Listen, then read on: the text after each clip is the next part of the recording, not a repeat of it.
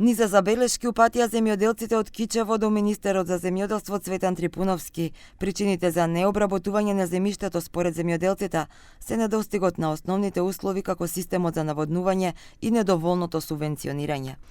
Друга работа е што луѓето не наводнуваат, кај нас не работат земјоделие, бидејќи немаме со мали захвати, треба да се направат мали брани за наводнување на целото поле.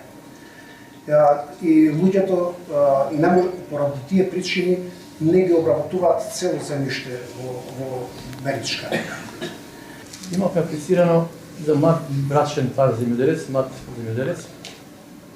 за набавка на механизација, за обработка на земјоделско земјиште, кој ги исполнивме сите критериуми.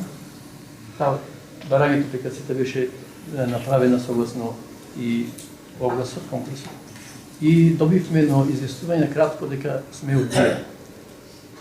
Сакам поточно да кажат конкретно зошто не е прифатена таа апликација.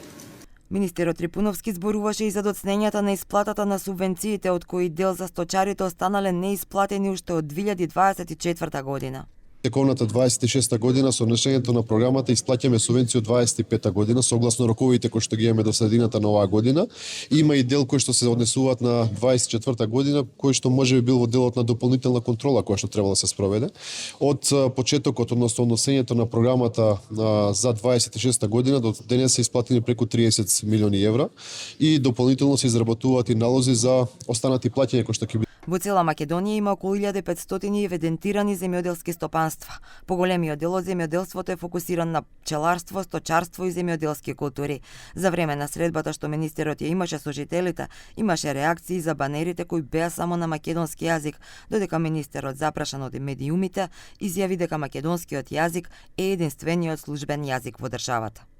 Официјалниот закон е македонски јазик, така да мислам дека разбирливо. Вие сте првиот кој што наоѓа забелешка на ваквата ситуација.